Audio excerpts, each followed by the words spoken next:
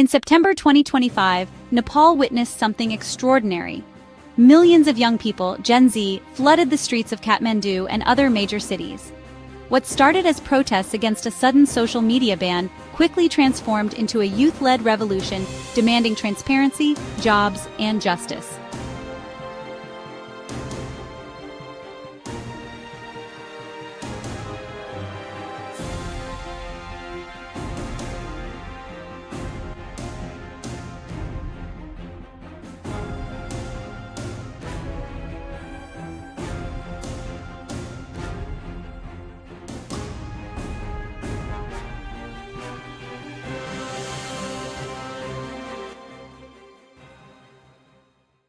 On September 8th, an NGO called Hami Nepal organized peaceful demonstrations after the government blocked popular social media apps.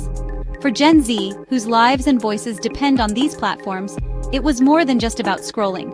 It was about freedom of speech.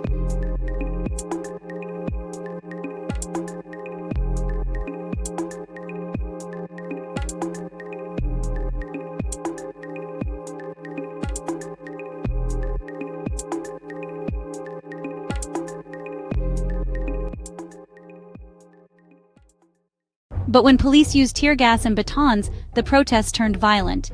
At least 19 people lost their lives, including a child. The streets of Kathmandu echoed with anger, grief, and determination.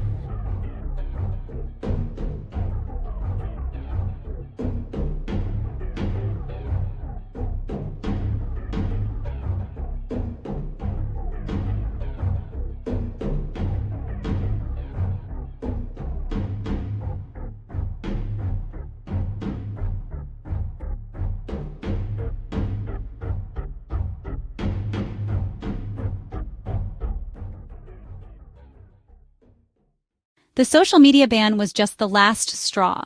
For years, corruption scandals have rocked Nepal's government. Politicians faced charges, but accountability was rare. Nepotism fueled public outrage. The Nepo kids flaunted luxury while ordinary families struggled to survive. Unemployment was another ticking time bomb. In 2024, youth unemployment stood at 20.82%, pushing many to risk dangerous work abroad. For Nepal's Gen Z, the system seemed rigged against them. Meanwhile, at the top of state, President Ram Chandra Paudel and his wife Sabita Paudel have watched as events spiraled. Although the presidency in Nepal is largely ceremonial, Paudel has taken visible roles, like unveiling fiscal reforms and government policy plans in early 2025. The protests turned sharply personal.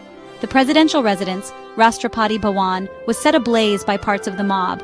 Rumors that Paudel had resigned spread fast, but both he and the Nepal army officially confirmed that he remains in office. In a particularly tragic attack, Raja Lakshmi Chitrakar, wife of former Prime Minister Jalanath Kanal, was killed when her home in Kathmandu was torched by protesters. The protests escalated until Prime Minister KP Sharma Oli had no choice but to resign. The government quickly lifted the social media ban, but the damage was done. Gen Z had shown its power. Despite the resignation of Prime Minister KP Sharma Oli, the damage to trust in institutions remains severe. Questions now swirl about how future governments will protect citizens, even top leaders, from violence and instability. The president remains in place, but the public wants more than symbolic office holders. They want real protection, accountability, and safety for every citizen. Yet, the movement didn't stop there. Protesters demanded systemic reforms, an end to corruption, real jobs, and a government that serves the people, not just elites. Many warn that if these frustrations remain ignored, Nepal risks an even bigger breakdown.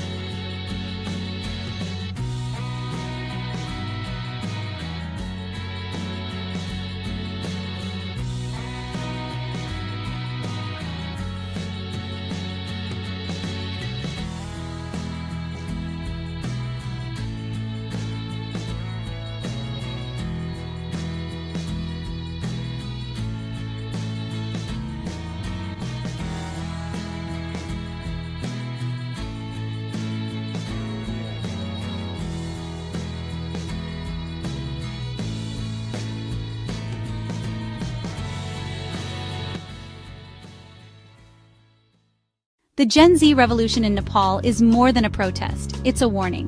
In the digital age, silencing voices online can ignite revolts offline.